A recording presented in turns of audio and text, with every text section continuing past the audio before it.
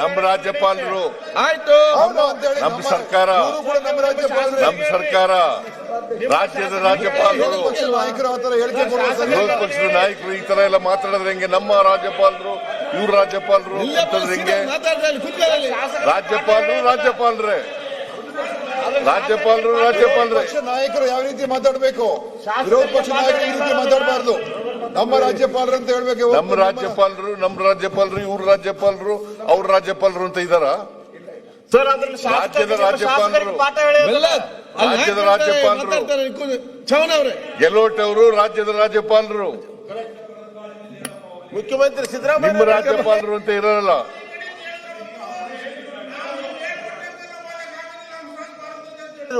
ಯಾರು ನೀವ್ ಹೇಳಿದ್ರಿ ಈ ಕಡೆ ಬಂದು ಅವತ್ತು ಹಂಸರಾಜ್ ಭಾರತದವರು ಪುಸ್ತಕ ಓದಿಲ್ಲ.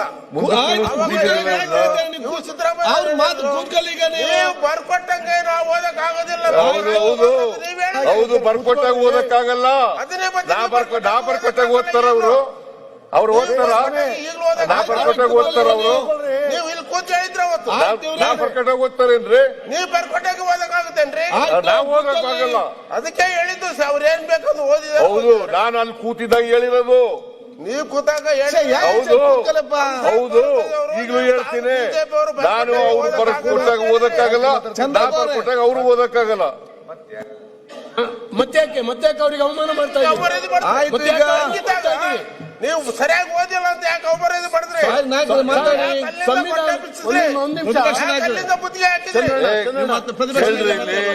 ಇವತ್ತು ಕೂಡ ರೆಡ್ ಅಂಡ್ ರೆಕಾರ್ಡೆಡ್ ಅಂತ ಹೇಳಿದ್ದಾನೆ ಹೊರತು ನನ್ನ ಭಾಷಣ, ನಾವು ಬರ್ಕೊಟ್ಟಂತ ಭಾಷಣ ಎಲ್ಲನೂ ಓದಿಲ್ಲ. ಹೊರಗಡೆನೂ ಹೇಳಿದ್ದೀನಿ, ಒಳಗಡೆನೂ ಹೇಳಿದ್ದೀನಿ. ಈಗ ಚರ್ಚೆ ಹೇಳಿದ್ದೀನಿ. ರಾಜ್ಯಪಾಲರಿಗೆ ನಿಮ್ಮ ಸರ್ಕಾರ ಪದೇ ಅವಮಾನ ಮಾಡಿದೆ. ಅವಮಾನ ಮಾಡೋ ಪ್ರಶ್ನೆನೇ ಇಲ್ಲ. ಅವರು ಇವ್ರು ಈಗಾಗಲೇ ಅವರು ರಾಷ್ಟ್ರಗೀತೆಗೆ ಅವಮಾನ ಮಾಡಿದ್ರಲ್ಲ, ರಾಷ್ಟ್ರಗೀತೆಗೆ ಅವಮಾನ ಮಾಡಿದ್ರಲ್ಲ. ಏನೇನೋ ಮಾತಾಡಕ್ ಹೋಗ್ಬೇಡಿ.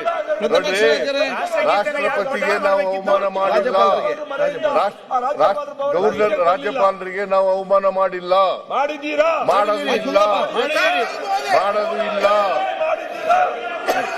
ಮಾಡೋದಿಲ್ಲ.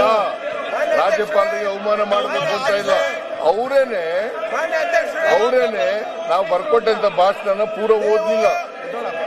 4 ಸೆಂಟೆನ್ಸ್ 5 ಸೆಂಟೆನ್ಸ್ ಓದಿದ್ರು, ಕೊನೆಯಲ್ಲಿ 1 ಸೆಂಟೆನ್ಸ್ ಓದಿದ್ರು, ಜೈ ಹಿಂದ್ ಅಂತ ಹೇಳಿದ್ರು, ಹೊರಟೋದ್ರು.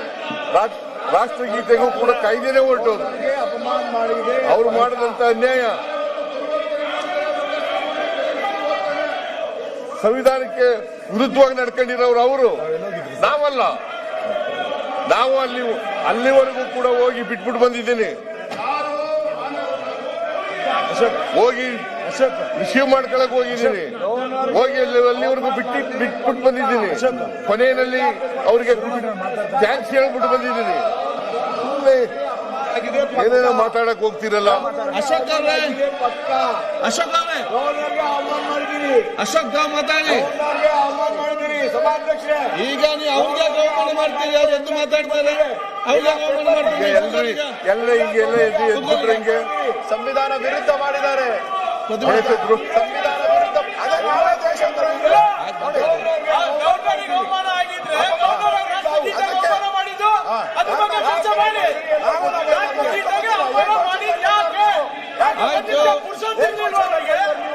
ಆಯ್ತಪ್ಪ, ಮಾತಾಡಿ.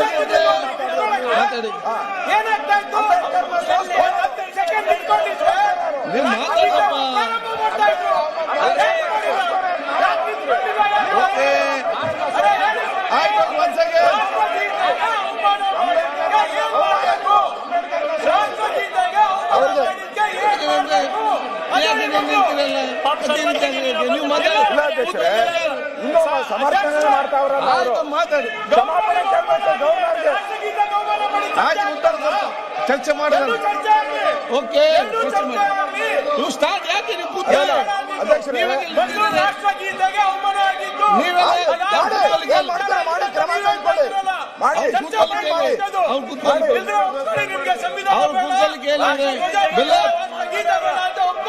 ಅಶೋಕ್ ಆಯ್ತು ಮಾತಾಡ್ಲಿ, ಇವ್ರು ಮಾತಾಡ್ಲಿ, ಅಶೋಕ್ ಅವ್ರು ಮಾತಾಡಿ. ಸಂವಿಧಾನ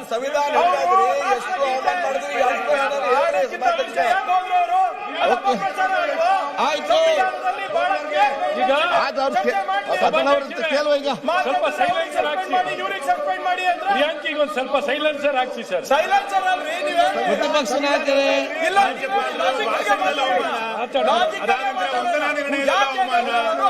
ನೀವು ಆ ಪೀಠದಲ್ಲಿ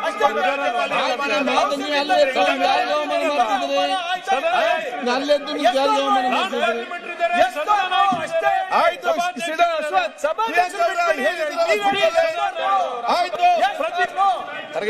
ಅಶೋಕ್ ನೀವ್ ಹೇಳ್ತಾ ಇದ್ದೀರಾ ರಾಷ್ಟ್ರಗೀತೆ ಆಡಕ್ಕಿಂತ ಮುಂಚೆ ಹೋಗಿ ಅವಮಾನ ಮಾಡಿದ್ದಾರೆ ಅಂತ ಒಂದು ಮಾತು ಹೇಳ್ತಾ ಇದ್ರ ಮತ್ತೆ ಮತ್ತೆ ಮತ್ತೆ. ಈಗ ಅಶೋಕ್ ಅವ್ರು ಹೇಳಿದ್ದೇನು, ಇಲ್ಲಿ ಕರೆದು ಅಗೌರವ ತೋರಿಸಿದ್ದಾರೆ ಅನ್ನೋ ಬಗ್ಗೆ ಚರ್ಚೆ ಆಗ್ತಾ ಇದೆ. ಈಗ ಇನ್ನೊಂದು ಅಂಶ ಸೇರಿಸ್ತಾರ. ಒಂದು ನಿಮಿಷ, ಅವರು ಜೈ ಹಿಂದ್ ಅಂತ ಹೇಳಿದ್ರು, ಹೊರಟ್ರಲ್ಲಿ ಪಕ್ಕದಲ್ಲೇ ಸ್ಪೀಕರ್ ಇದ್ರು, ಪಕ್ಕದಲ್ಲೇ ಸಭಾಪತಿಗಳಿದ್ರು. ಅವರು ಒಂದು ನಿಮಿಷ ನಾಪಿಸ್ಬೋದಾಯ್ತು ಸರ್, ಅಥವಾ ಇಲ್ಲಿ ಬಂದ್ಮೇಲೆ ನಾಪಿಸ್ಬೋದಾಯ್ತು ಸರ್, ನ್ಯಾಷನಲ್ ಅಂತ ಮಾಡಿಲ್ಲ ಅಂತ. ಸೇ ವಿ ಶುಡ್ ಅವ್ರಿದ್ದು ಸ್ಥಿತಿ ನೋಡ್ಕೋಬೇಕು.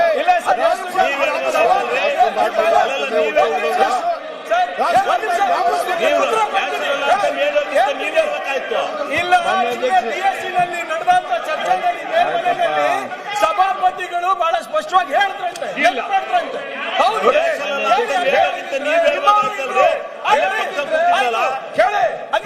ಜವಾಬ್ದಾರಿ ಇಲ್ಲ ಅಂದ್ರೆ ಅವ್ರ ಮೇಲೆ ಜವಾಬ್ದಾರಿ ಇಲ್ಲ ಅಂದ್ರೆ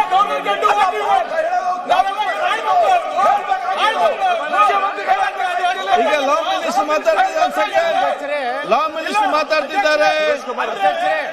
ಗವರ್ನರಿಗೆ ಅಷ್ಟು ಗೊತ್ತಾಗಲ್ವ ಅದು? ಅದರಿಂದ ಈಗ ಅವ್ರ ಪಟ್ಟಿನೆಲ್ಲ ಕೊಟ್ಟಿರ್ತೀವಲ್ಲ, ಏನೇನ್ ಮಾಡ್ಬೇಕು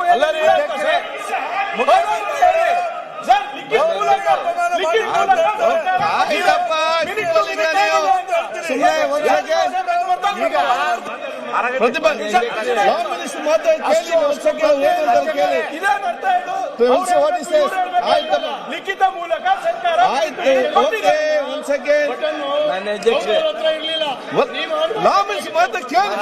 ಹೇಳಿದ ತಕ್ಷಣ ಆಯ್ತಪ್ಪ, ಯಾಕೆ ಮತ್ತೆ ಮತ್ತೆ ಚರ್ಚೆ ಮಾತಾಡ್ತಾರೆ. ಈಗ ಆರೋಗ್ಯ ಜನರ ಲಾ ಮಿನಿಸ್ಟರ್ ಮಾತಾಡ್ತಾರೆ ಕೇಳಿ. ಸುನೀಲ್ ಸನ್ಮಾನ್ಯ ಅಧ್ಯಕ್ಷರೇ, ಗಂಭೀರವಾಗಿ ಲಾ ಮಿನಿಸ್ಟರ್ಗೆ ಮಾತಾಡ್ಲಿಕ್ಕೆ ಅವಕಾಶ ಕೊಡಿ. ಶಿವಲಿಂಗೌಡ್ರೆ ಕೂತ್ರೆ ಮಾತಾಡ್ಲಿಕ್ಕೆ ಅಲ್ಲಿ. ಅಧ್ಯಕ್ಷರೇ, ಆಯ್ತಪ್ಪ, ಕಾನೂನು ಸಚಿವ ಮಾತಾಡ್ತಾರೆ, ಸ್ವಲ್ಪ ಕೂತ್ಕೊಳ್ಳಿ. ಅಧ್ಯಕ್ಷರೇ, ಓಕೆ, ಸರ್ಕಾರದಿಂದ ಡೈರೆಕ್ಷನ್ ಆಗ್ಬೇಕಲ್ಲ, ರಾಷ್ಟ್ರಗೀತೆ ಶುರು ಅಧ್ಯಕ್ಷರೇ, ನಿಮ್ಮ ಕಡೆಯಿಂದ ಆಯ್ತು ಕೂತ್ಕೊಳ್ಳಿ. ಈಗ ಯಾರಿಗೆ ನೀವೆಲ್ಲ ಬುದ್ಧಿ ಕೂತ್ಕೊಳ್ಳಿ ಸ್ವಲ್ಪ. ಈಗ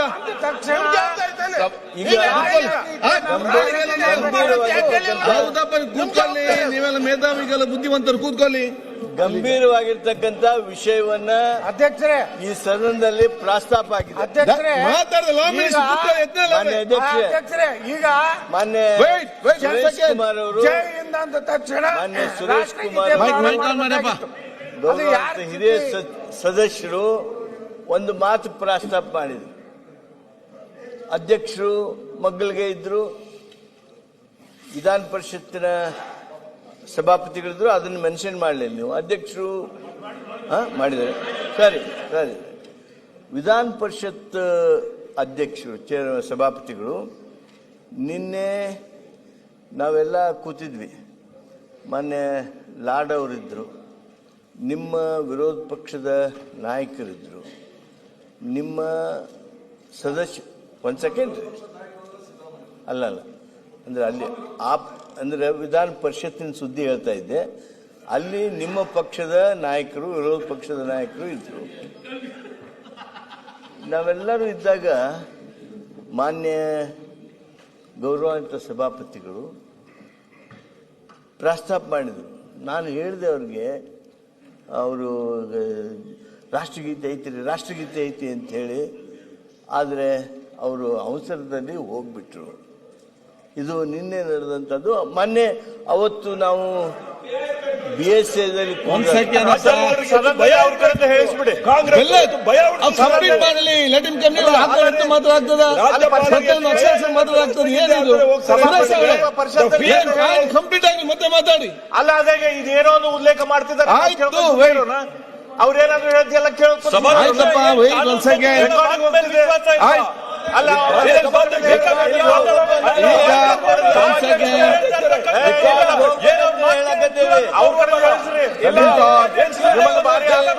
ಅವ್ರ ಕಡೆ ಹೇಳಿಸ್ರಿ. ಮಾತಾಡ್ಲಿ ಪ್ರತಿಪಕ್ಷ ಲಾ ಮಿನಿಸ್ಟರ್ ಮಾತಾಡಲಿಕ್ಕೆ ಅವಕಾಶ ಕೊಡಿ. ಅವ್ರು ಮಾತಾಡ್ಲಿ. ಸತ್ಯವನ್ನ ಸಹಿಸುವ ಶಕ್ತಿ ನೀವು ಹೊಂದಬೇಕು. ಸತ್ಯ ಏನಿದೆ, as gentlemen we believe the chairman of the council, should we not? ಏನು ವಿಧಾನ ಪರಿಷತ್ತಿನ ಸಭಾಪತಿಗಳು ಹೇಳಿದ್ರು, ಕೇಳಿ ಅಧ್ಯಕ್ಷ. ನಾನು ಸುರೇಶ್ ಅವರನ್ನು ಪ್ರಸ್ತಾಪ ಮಾಡಿದ್ರು ಅಂತೇಳಿ ನಾನು ಈ ಸದನದ ಗಮನಕ್ಕೆ ತಂದೆ. ನಾವು ಒಬ್ಬನೇ ಇರಲಿಲ್ಲ, ನನ್ನ ಎದುರಿಗೆ ಹೇಳಿದ್ರು ಅಂತಲ್ಲ, 10 ಜನ ನಿಮ್ಮವ್ರನ್ನು ಸೇರಿಸಿಕೊಂಡು ನಾವೆಲ್ಲ ಇದ್ವಿ. ಇದು ಒಂದು ಅಧ್ಯಕ್ಷ, ಇದು ಒಂದ್ ಸೆಕೆಂಡ್. ಮಾತಾಡೋದು ಬಿಡ್ರಿ, ಚರ್ಚೆ ಎಲ್ಲ ಅಧ್ಯಕ್ಷ ಏನು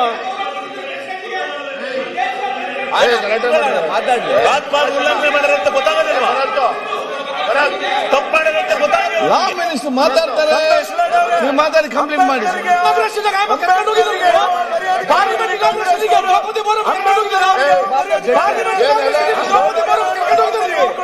ಸುಮ್ಮನೆ ಈ ದೇಶದ ಗೌರವ ಕೊಟ್ಟಿಲ್ಲ ನೀವು.